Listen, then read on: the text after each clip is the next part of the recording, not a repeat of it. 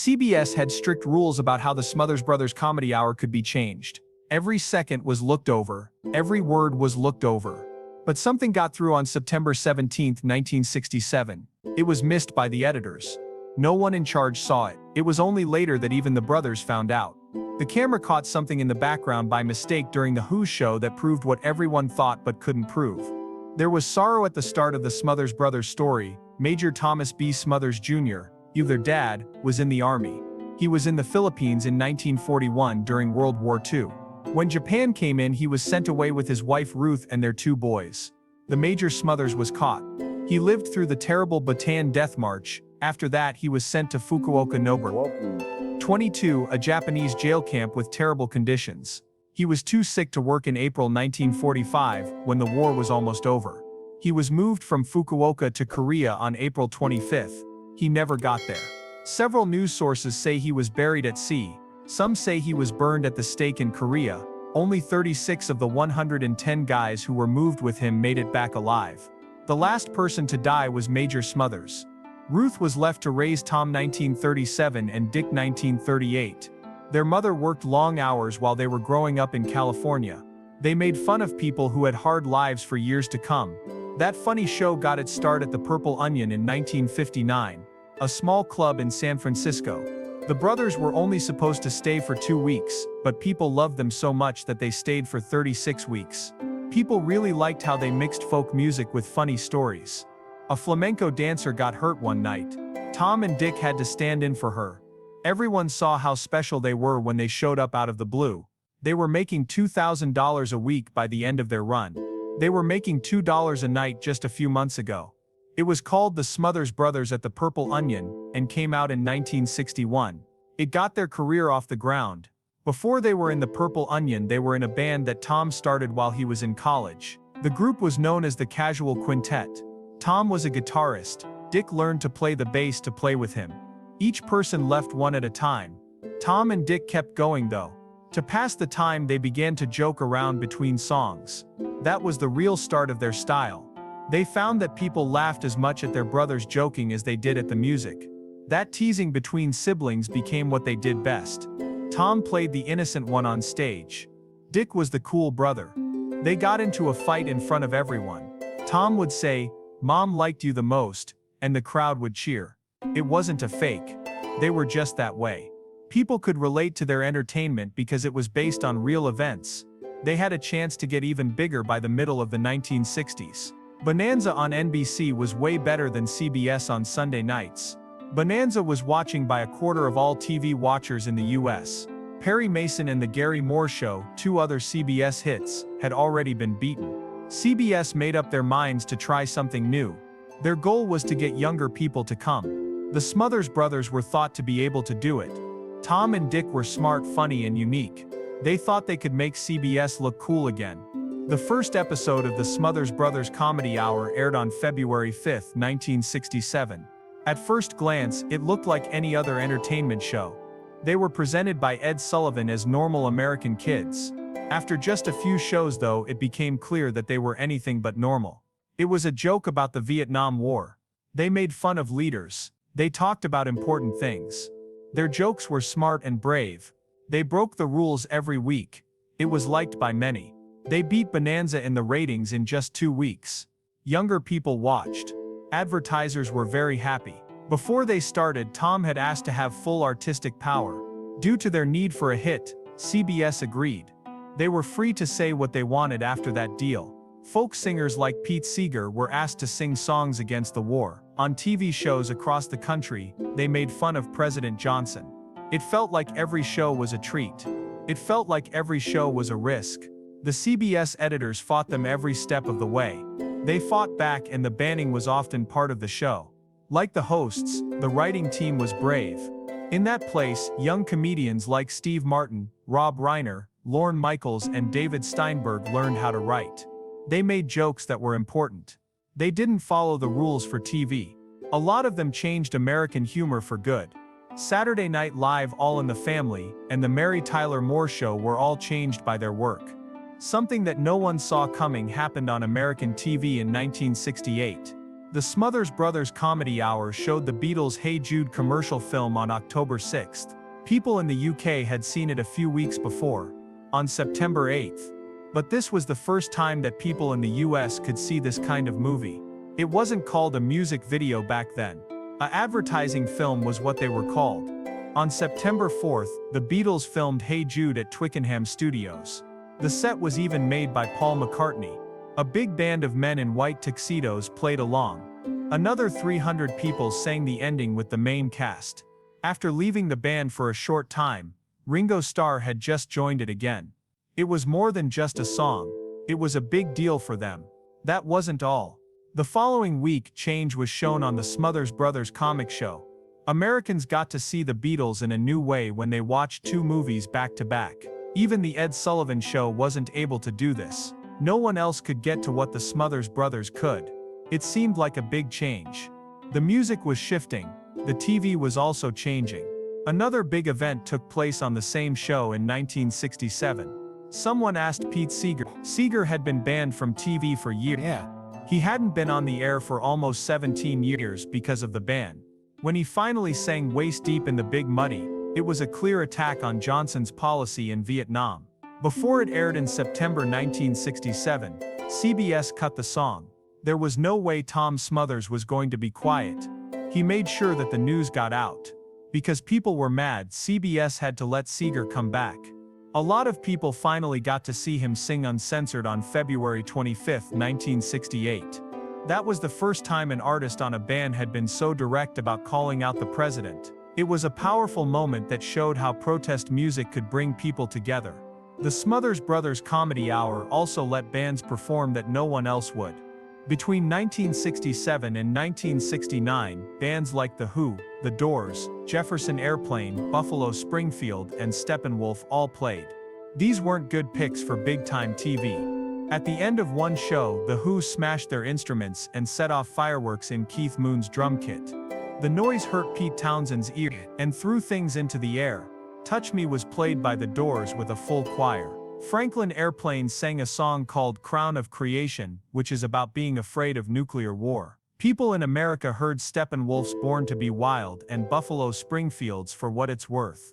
As long as the Smothers Brothers were scared, it didn't matter to them. Their goal was to give these rebellious views a place to be heard. Some of the biggest names in rock music liked that spirit. During his show at the Los Angeles Forum on April 26, 1969, Jimi Hendrix stopped before a song to honor the Smothers Brothers. He said they were heroes for letting protest and art live together on TV. That was the best time of Hendrix's life. CBS just got rid of the show because it was too controversial. It was still clear to Hendrix. He told everyone there that the Smothers Boys were important. There had never been a better mix of music and comedy, plus they did it with a smile. Share a Little Tea with Goldie, a regular sketch, was a great example. Lee French played Goldie O'Keefe, a hippie who was lost in thought and gave funny advice that had more than one meaning. Tea was a code word for pot. She used to go by the slang name Goldie Keefe, which means cannabis. Censors made them change it, but most people who watched at home knew what was going on. When Goldie talked about roaches, no one thought she meant bugs. Younger viewers liked the joke because it made them think the show was making fun of them. Goldie became a fan hero, even though the network watched. Keith Moon never hid anything. It was September 17, 1967, and The Who was on the Smothers Brothers Comedy Hour. He chose to go even further than usual. The band was there to play My Generation, and Moon had a surprise planned. He had hidden bombs inside his kick drum. No one had agreed to that much. Not even the other people in his band knew what was going to happen. Moon wanted the perfect ending, loud, crazy, and something people would never forget. The bombs went off with a huge bang when the last part of the song played. Things flew across the stage like smoke and smoke. Moon was pushed backward when a piece of a sign hit him. A lot of air got into Pete Townshend's hair, making it look bad. Townsend would have trouble hearing for the rest of his life because of how strong the force was. The noise was so loud that it shocked everyone into quiet. Then they screamed and cheered. Moon had caused chaos in a show just as she had planned. The price was high though. He would lose almost 90% of his hearing in one ear. After that, there was painful noise that didn't really stop. Even after many years, Townsend still talked about the ongoing pain and how the damage made it harder for him to play the guitar. It was a memorable moment for everyone and it changed how they did their work from then on. The guitar then came out. Townsend grabbed Tom Smothers' acoustic guitar and smashed it on stage while there was a lot of smoke and chaos. She didn't say anything because she was too shocked to. It was a loud, radical moment that showed who the real people were and put an end to the chaos. No one had ever been brave enough to touch those lines before. The blast and the broken guitar did more than just make the news. It became a famous rock event. Fans younger than me loved it. Older people were very angry. America got something real, raw and defiant from the show. Parents didn't like it, but kids saw it as freedom. It really was a split between generations. It was also what the Who, the Smothers Brothers and the rest of their rebellious group wanted. It would be impossible to forget the show. Also making a fuss was Joan Baez.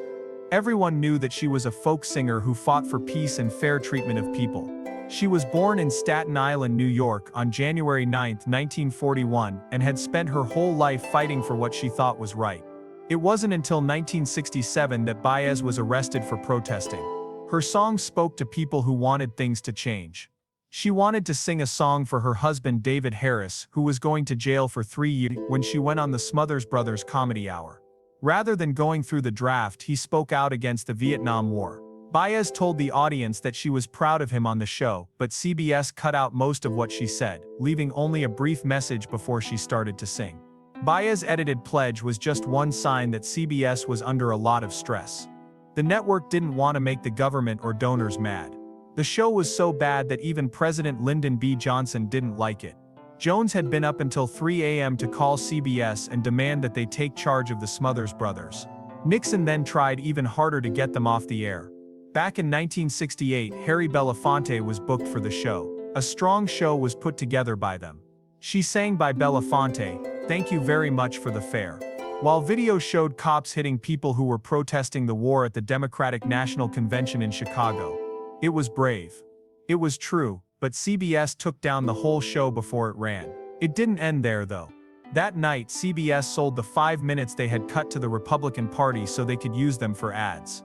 What was meant to be a sincere protest against political violence turned into a buy of ads for the leaders that were being criticized. The network was clearly on one side. The Smothers Boys were under a lot of stress by the end of 1968. CBS said that all scripts, jokes, song lyrics, and even whole videotapes had to be sent in for review a long time before they were shown. It wasn't a quick check. Every word would be scrutinized by censors. They were looking for anything political. Something about faith, the Vietnam War, or even just silly jokes. Their high standards meant that every little thing had to meet them. Guest stars with darker senses of humor were also often edited, and some were even cut out totally. 10 days before each show, the due date was set. In that moment, that was a strict order meant to stop the boys from pushing the lines too far. They felt like they were stuck, editing, resubmitting, and waiting for the results over and over again. Even hours before the show aired, CBS often asked for changes right at the last minute. They joked that it felt like getting killed over and over again. And they weren't wrong. Tom and Dick chose to fight back one day. In the sketch they made, Tom played a censor who tore up lines with big scissors and stopped actors in the middle of their sentences. It was clear what the joke was. Their show was being turned off. It was brave of the ending. There was nothing left on the screen but quiet. CBS didn't get the joke though. The network wouldn't show the sketch. CBS thought the skit was too bad for the image, according to internal notes. Elaine May was in a sketch like this one that was also pulled. In her last line she said, "If we can't say anything important, we're just fooling you with empty jokes." Cut deep. Tom was very angry. It was now so strict that even making fun of strict rules was against the law. At the same time, the brothers didn't give up. They chose to play a game with CBS instead of meeting them. They would get tapes to you as late as possible. Before going on air, they sometimes sent a safe version for review and then made changes right before it aired. CBS went crazy over it. The network said they were breaking the terms of their deal.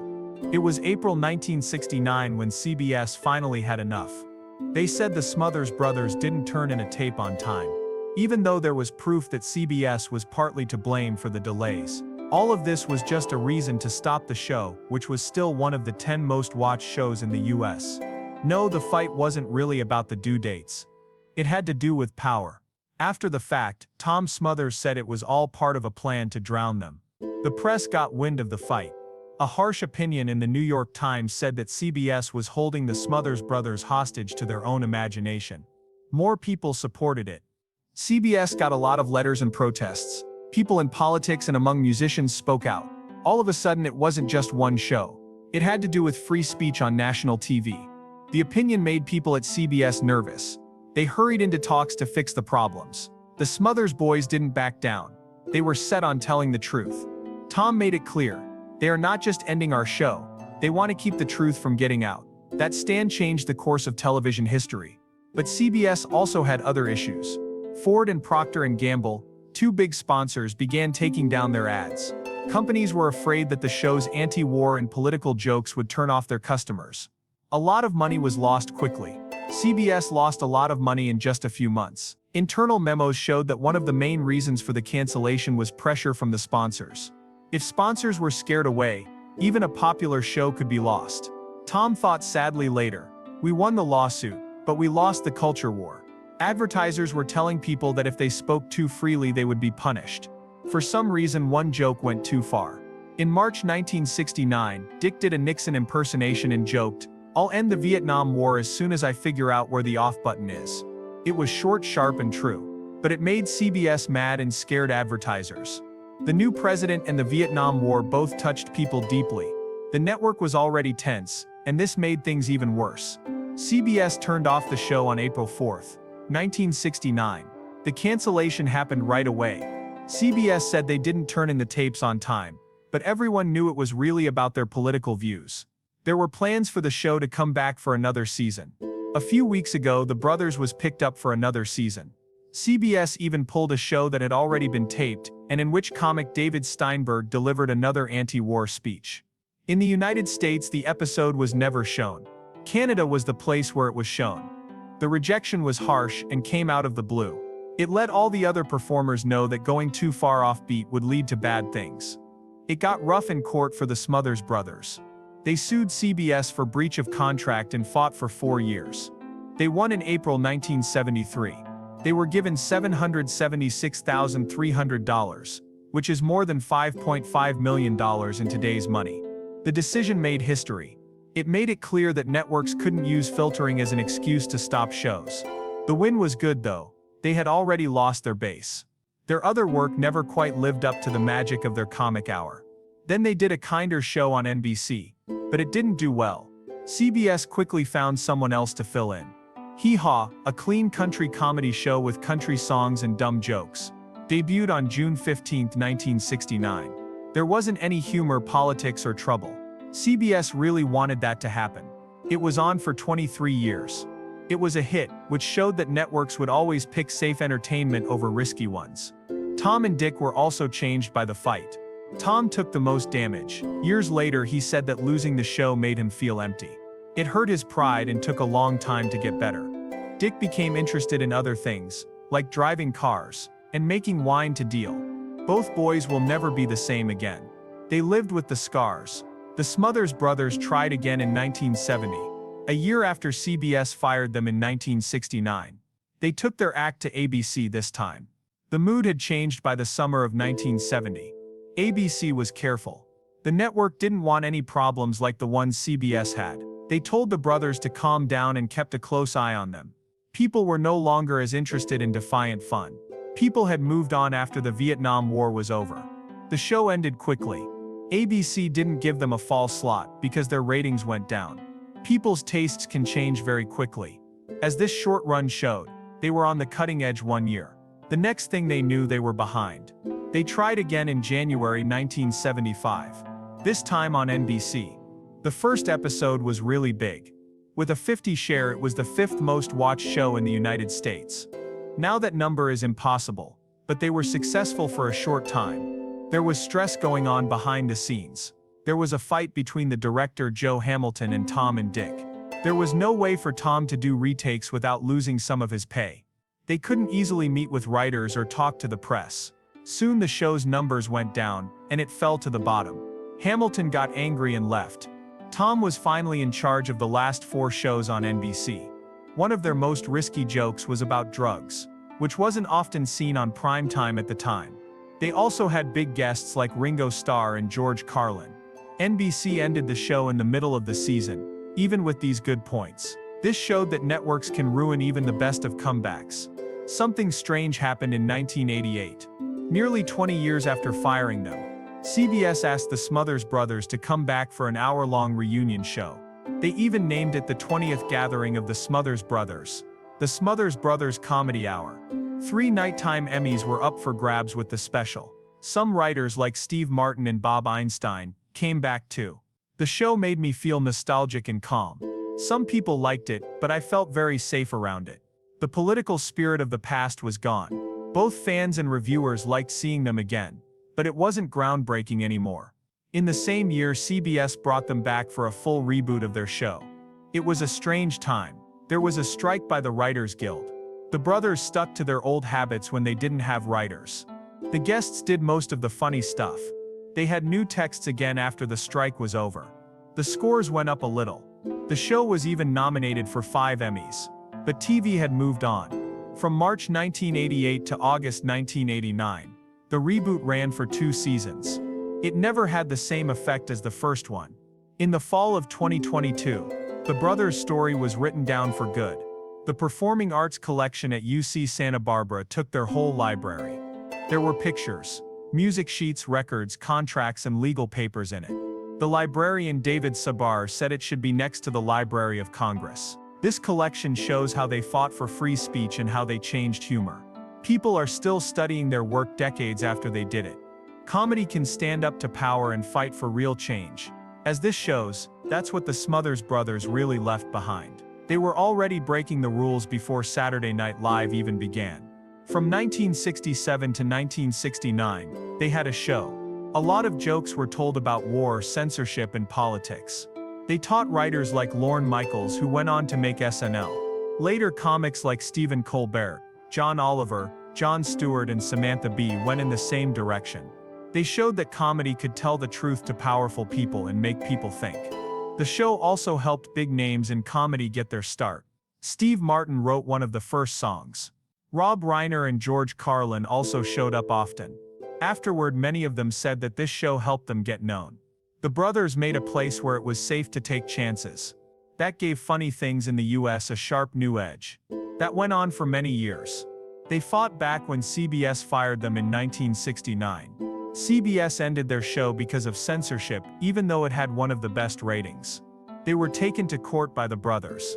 They got it. It was an important case for TV free speech. It was the first time that a humor show had been able to beat back a network. It showed that freedom of creativity is important. All of this was done at a time when Americans were divided over Vietnam, civil rights, and society in general. It was a bridge to watch the Smothers Brothers Comedy Hour. They had bands like The Who, Jefferson Airplane, and Simon and Garfunkel as guests. Even folk singer Pete Seeger, whose song Against the War got him kicked out. They also showed new films, such as Hey Jude by the Beatles. This was the first time many people saw The Fringe. Bill Maher once said it all very well.